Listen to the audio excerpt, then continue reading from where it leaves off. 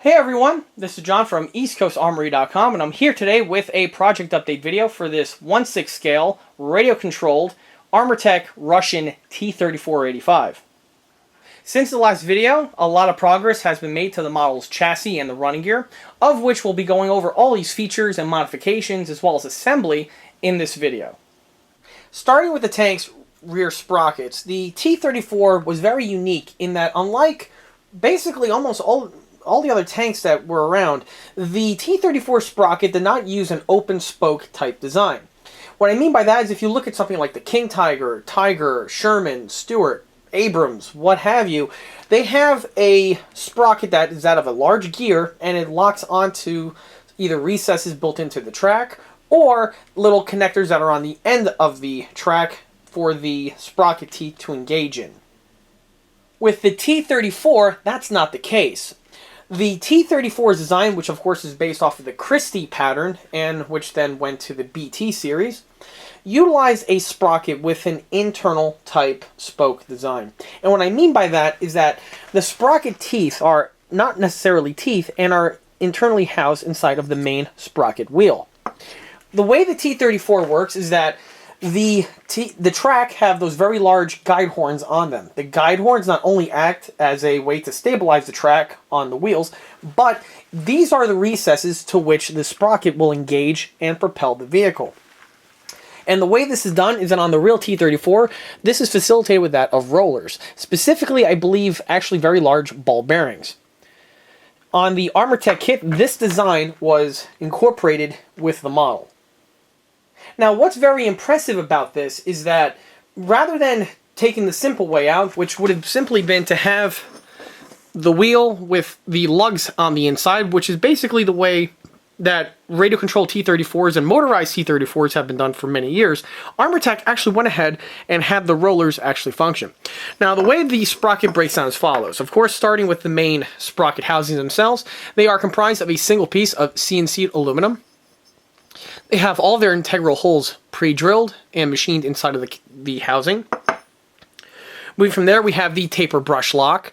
The taper brush lock is the system in which the sprocket gets mounted to the drive axle on the transmission. And this type of system is utilized on all of the Armortek tanks. They all utilize the same taper brush lock system, and they work very well. We have here two little square steel keys, which you use, of course, to wedge and secure the sprocket to the spindle, prevent it from slipping. We have here some fasteners for that of the hubs. As for the hub caps, they're comprised of these two nicely CNC'd machined aluminum discs, which simply get plopped over the housing as follows. Then we have the rollers. The rollers themselves are made from CNC steel. It's a single piece and is very, very strong and robust, which one needs to be, specifically since these are the recesses which are going to grab and make contact with the track link guide horn. So steel is a very good choice of material for this, as you really need these to be nice and strong.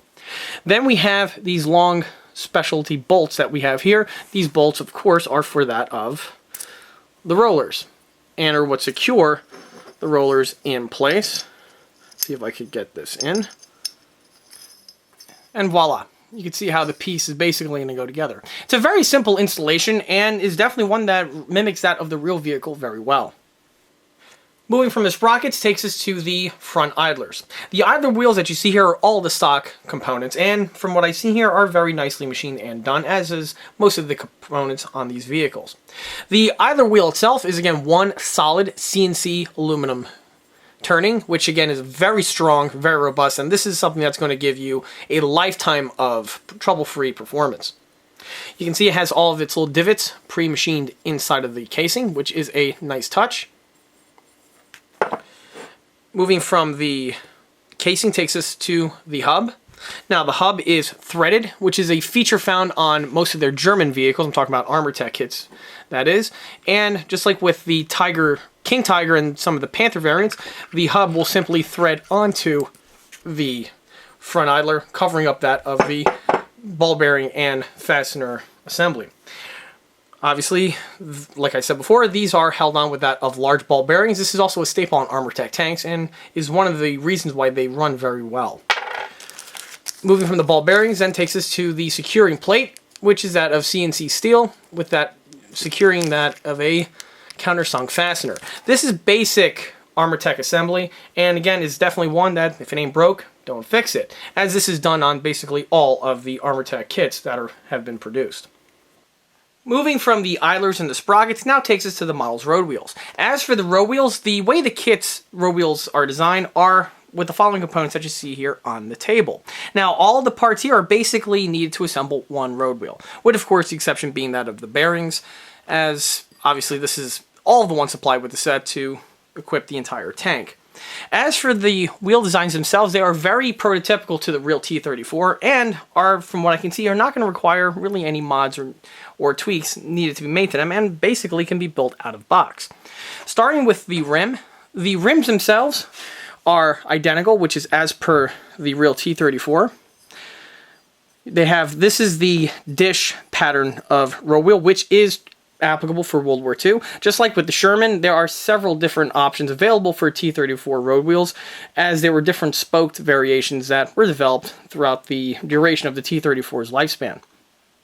This one here seems to be one of the more prolific for World War II. The back portion does have a nice little rim that is integrally machined into the piece itself. Now, if you notice, there are two versions that are identical, and of course, you're going to need both of them to bolt together to give you both the inner and the outer wheel, which again is as per the real unit. Moving from the rims takes us to the center hub. Center hub we have here is CNC'd from aluminum, which is standard for Armortek kits. We have here the recesses for that of the ball bearings. And just like all Armortek kits, the wheels are suspended on ball bearings, which gives them a very nice roll and a very efficient running procedure to them. Now, if we notice, just like with the front idlers, they are threaded for that of the hubcap, which is again CNC'd, and threads directly in place, which is a very nice feature, and I personally like that on the Armortek kits. They're pre-drilled and basically ready to go as is.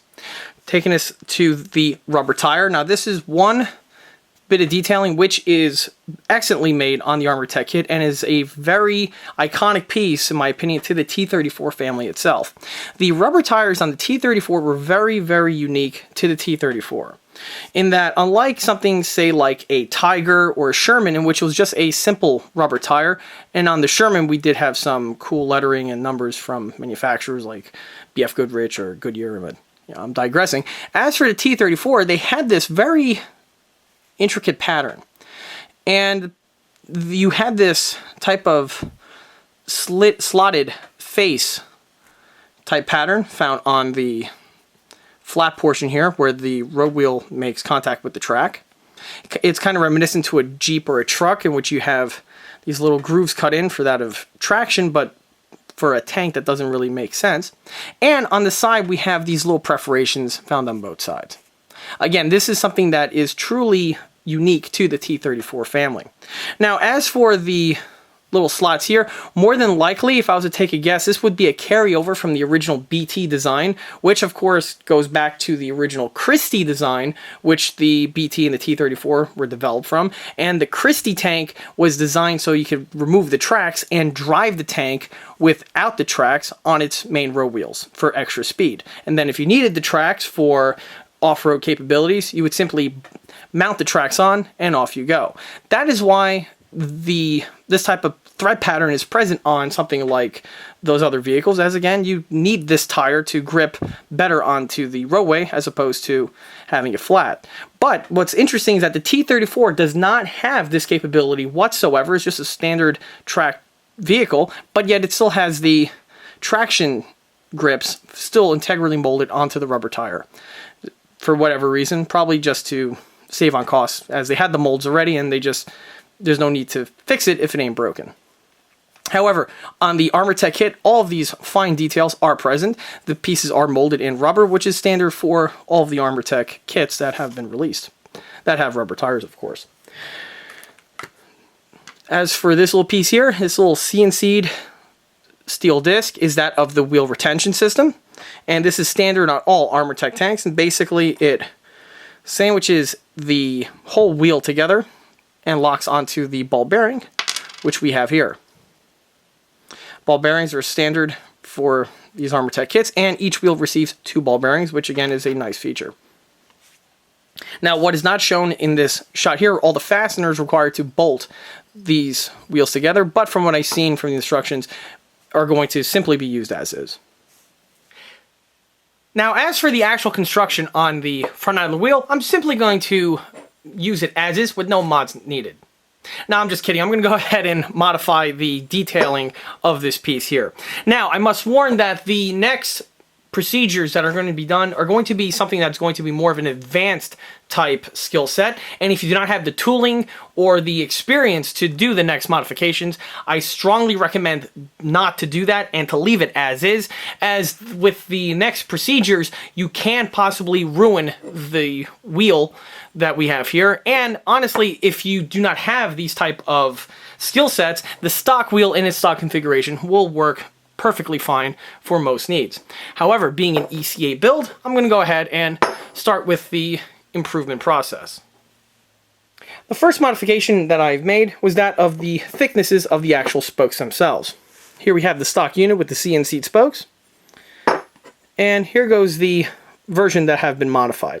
Now, on the real T34, the spokes are somewhat on the thin side, and it's important to point out that the entire wheel is that of a rough casting. Now, on most builds, you have to be careful with the bodywork, and you have to make sure that the piece is nice and smooth and what have you. Fortunately for a T34, that's not going to be the case. So you can leave these spokes a little bit on the rough side, as again, this is par for the course and is more replicant of the real vehicle. The thinning mod was done to both sides of the wheels just to keep it symmetrical. Now, as for the process of which this was done, this was actually all done by hand with a Dremel, in this case a Black & Decker RTX, with one of those stock removal type attachments. Now, luckily, the material that the pieces are made in, the aluminum alloy, is somewhat on the soft side, which makes the removal of the material here all that much more doable. Again, you do have to be careful in that, first, you are going to put a lot of wear and tear on the Dremel doing this procedure. There's no bones about that. So you do want to have a good Dremel, possibly even a new Dremel on hand, and I strongly recommend picking up a fresh set of the Dremel bits in order to do this procedure, as this would not only save time in having to work with a dull bit, but also will put less wear and tear on the Dremel as a whole. So again, I strongly recommend picking up a fresh set if you're going to do this procedure. Also, you have to be careful with how much material you remove off of each side of the spokes. You can easily over drill and possibly ruin one of the spokes, to which then it's not terminal, you can still fix it, but it's going to be a little bit more of a pain to do so. And like I said before, one advantage is that being a T34, the roughness is not necessarily going to be a hindrance. Now, like what I was alluding to before, the material is, again, on the softer side, and I was able to get both sides of the wheel revised in approximately about 13 or 14 or so minutes. It's important also to keep in mind that when you're doing the stock removal, the wheel will heat up pretty quickly due to, of course, all the friction of the tool removing the material, and an occasional dunk or two in a quench tank should definitely help with cooling down the material, as well as also putting a little bit less wear and tear on the Dremel as well. With one wheel done, I'm going to go ahead and now do the second wheel modification. Now, if you notice, I'm doing this over the waste paper basket, as because of the type of procedure, you are going to generate quite a bit of filings from the removal process, and doing it over the garbage can does help a little bit with keeping the place a little bit tidy. Now, like I said before, I'm going to go ahead and start removal of the piece. Now, I'm going to personally do this by eye. If you are a little bit on the cautious side, you could go with a fine point Sharpie and draw exactly the center portion of the spokes so that you get a good idea on how much material to remove. Now, when it comes down to the removal process, you want to stay in a nice straight type angle. You don't want to be canted, or you want to try to leave the canting to a minimum. This will also help with the removal of the material and make it for a nice even surface. Alright, for the tool, you want to go at a nice high speed, as it works best with this type of a cutter as well as working with this type of a material.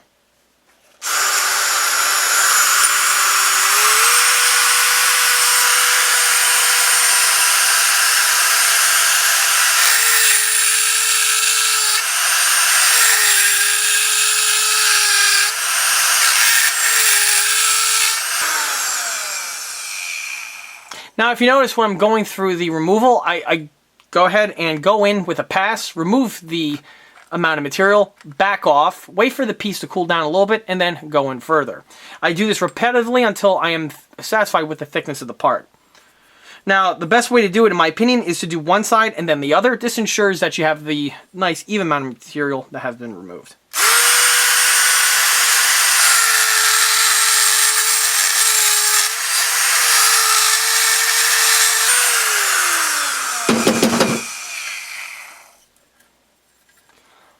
And there we have the first spoke that has been thinned out.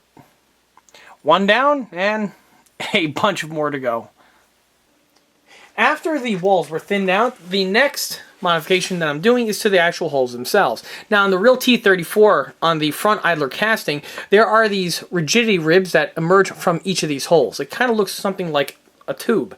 Now, these details are absent on the Armortek part, and to add them, I'm going to replicate these standoff tube sections with small pieces of cut PVC tubing.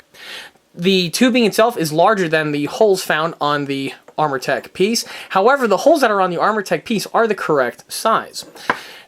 Now, the tube that I'm using does have the exact same circumference on the inner diameter of the tube, but the outer diameter of the tube obviously needs to be addressed in order to fit it into the sprocket, or in this case I should say the idler. To do this I have to enlarge the holes on this piece here. Now since the holes are pre-drilled, I'm just going to go with a larger drill bit on the drill press and just bore them out till you see them as the larger size. For the tube I'm using a 1/2 inch bit of tubing, and so a large 1/2 inch drill bit was utilized and was used to modify the piece that you see here. Of course this was done to both sides, as both sides are getting the modification. Now, after the holes are enlarged on the drill press, you're going to have some burrs on the inside portions here. Now, these burrs are also present on the stock Armortek wheel in itself, and also need to be contended with. Now, to do this, the best way to do it is with the use of a lathe. Now, a lot of people, whenever I get emails from fellows out there who see these videos and wondering, you know, I have an Armortek kit, or I'm thinking about buying an Armortek kit, what type of equipment do I need? In that email, I usually mention that a lathe and a mill are strongly recommended, in addition to, of course, a drill press. Now, this is one procedure where the lathe definitely comes and saves you a lot of time. The best way to remove these inner burrs like this is by putting the wheel in the lathe and running it with that of a file that I have here. Putting the wheel in the chuck, make sure it's nice and tight. You don't want this thing flying off on you at speed, as it will probably lead to some serious medical issues. The wheel is now in the jaws of the lathe. I'm now going to turn it on. And with the file, I'm just going to run it up and down each of the sides, which will remove any burrs that remain from the drilling process.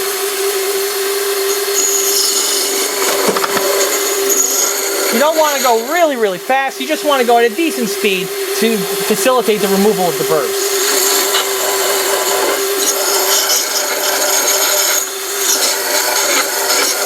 A couple passes are really all you really need. Removing the wheel from the lathe, you can see now that the piece is completely deburred. This is going to greatly help not just with the overall quality of the build, but also help with the tracks, because as the teeth go around the idler here, they're not going to be hung up or snagged by any of the burrs. The burrs can also hang up and snag other impediments such as grass, leaves, twigs, whatever the tracks may grab and bring up, and if you have some burrs in there, it's going to aid in snagging up stuff and having it spool up like some spaghetti. Definitely not something you want, specifically with a radio control tank. By deburring the wheels, this does help alleviate this type of an issue. After the holes were drilled, I went ahead and started implanting in the PVC tubes. The PVC tubes I have here were all cut to shape and were turned on the lathe, so they're all uniform in size. They then get super glued on the inside portions here. Now, one advantage that these stock wheels have that allow for this modification to happen is the sheer robustness and ruggedness of the original part. Since it is one solid casting, or I should say one solid turning of aluminum, there's a lot of meat on this piece here, and the wheel is extremely strong and robust, which will allow me the ability and the luxury to do the thinning out process, as well as also drilling out this section over here. Now with the tubes added, the next and final bit of mods that need to be done to this is that of the cast texturing. And here are the front idler wheels with their coat of primer added, and are now ready for their base coat of green. Once the green is added, these will be mounted to the model. Here you can see how the modification looks now that the piece is all in one solid color, as opposed to the hodgepodge that it looked during the reworking process. In addition to the wheels, the hubcaps were also a point of concentration that I went ahead and modified from the kit original. Here we have the stock kit original hub. This is the same one that was showcased earlier. And rather than utilizing the kit original, I went ahead and tooled up a brand new version. And that's the version you see here. Now for the material, these are 3D printed and are a new edition listed on the EastCoastArmory.com product line.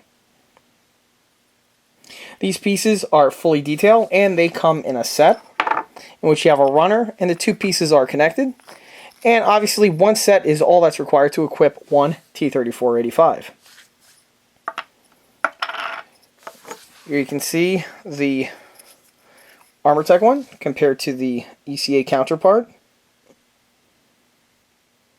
The ECA one has all the fastener detailing integrally printed to the hub, as well as a more spherical hubcap itself, as well as the top fastener here, which I believe is that of a Zerk fitting. Now, as for installation, one modification I made to the row wheels is that on the original this was threaded, and you would actually thread the hubs into place, which was a very nice feature. However, rather than utilizing that setup, I went ahead and modified the wheels by removing a slight bit of material from the threads via the lathe, and the new ECA ones will get put into place and slide directly in. They will then be siliconed or temporarily glued in a way that is nice and secure, and the wheel and the hubs won't fall off. However, if there's any type of an emergency that you need to get access to the fastener and remove the idler, they will be able to be removed without causing any damage. Here you can see that the pieces are, that just enough material was removed, and the hubcap is very snug onto the front idler wheel. Same is also said to the one on the opposite side. With the hubs now on hand, I'll be able to get them into primer and paint as well, and then these will be added to the tank once everything is in its base coat of green.